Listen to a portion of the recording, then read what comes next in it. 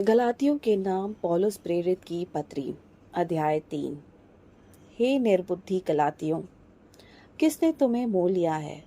तुम्हारी तो मानो आंखों के सामने यीशु मसीह क्रूस पर दिखाया गया। मैं तुमसे केवल यह जानना चाहता हूँ कि तुमने आत्मा को क्या व्यवस्था के कामों से या विश्वास के समाचार से पाया? क्या तुम ऐसे निर्बुद्धि हो कि आत्मा की रीति पर आरंभ करके अब शरीर की रीति पर अंत करोगे? क्या तुमने इतना दुख यूं ही उठाया? परंतु कदाचि व्यर्थ नहीं। सो जो तुम्हें आत्मा दान करता और तुम में सामर्थ्य के काम करता है, वह क्या व्यवस्था के कामों से या विश्वास के सुसमाचार से ऐसा करता है? इब्राहिम ने तो परमेश्वर पर विश्वास किया और यह उसके लिए धार्मिकता गिनी गई। तो यह जान लो कि जो विश्वास करने वाले हैं वे ही इब्राहिम की संतान हैं। और पवित्र शास्त्र ने पहले ही से यह जानकर कि परमेश्वर अन्य जातियों को विश्वास से धर्मी ठहराएगा, पहले ही से इब्राहिम को यह सुसमाचार सुना दिया कि तुझसे सब जातियां आशीष पाएंगी। तो जो विश्वास करने वाले हैं वे विश्वासी इब्राहिम के साथ आशीष पाते हैं। सो जितने लोग व्यवस्था के कामों पर भरोसा रखते हैं वे सब श्राप के अधीन हैं, क्योंकि लिखा है कि जो कोई व्यवस्था की पुस्तक में लिखी हुई सब बातों के करने में स्थिर नहीं रहता वह श्रापित है। पर यह बात प्रकट है कि व्यवस्था के द्वारा परमेश्वर के यहाँ कोई धर्मी नहीं ठहरता, क्योंकि धर्मी जन विश्वास से जीवित रहेगा। पर व्यवस्था का विश्वास से कुछ संबंध नहीं, पर जो उनको मानेगा वह उनके कारण जीवित रहेगा।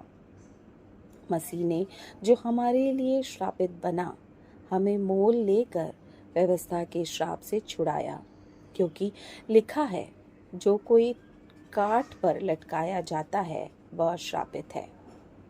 यह इसलिए हुआ कि इब्राहिम की आशीष मसीह यीशु में अन्य जातियों तक पहुँचे और हम विश्वास के द्वारा उस आत्मा को प्राप्त करें जिसकी प्रतिज्ञा हुई है।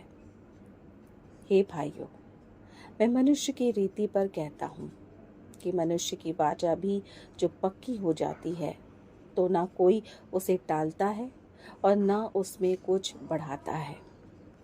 निदान प्रतिज्ञाएं इब्राहिम को और उसके वंश को दी गई।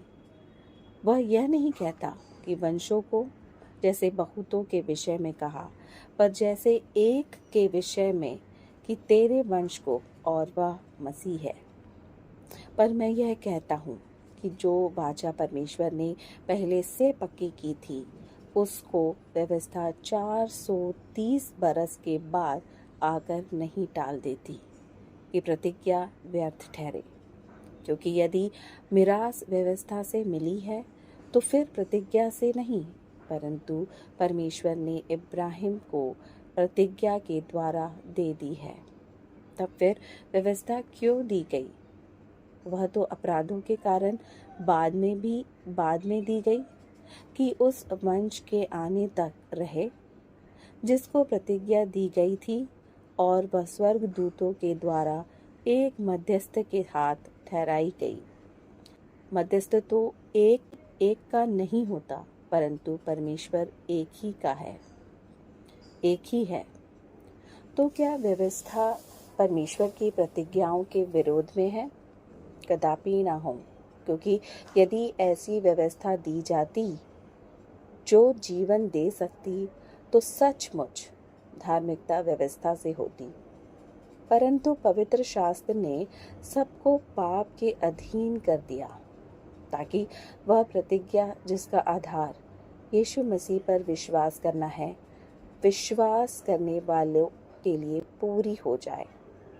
पर विश्वास के आने से पहले व्यवस्था की अधीनता में हमारी रखवाली होती थी और उस विश्वास के आने तक जो प्रकट होने वाला था, हम उसी के बंधन में रहे।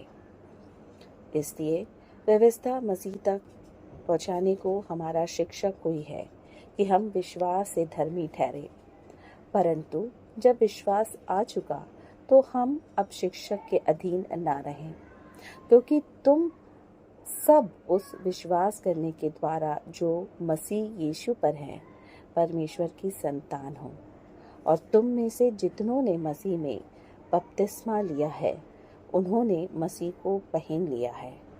अब ना कोई यहूदी रहा और ना यूनानी, ना कोई दास ना स्वतंत्र, ना कोई नर ना नारी, क्योंकि तुम सब मसीह यीशु में एक हो।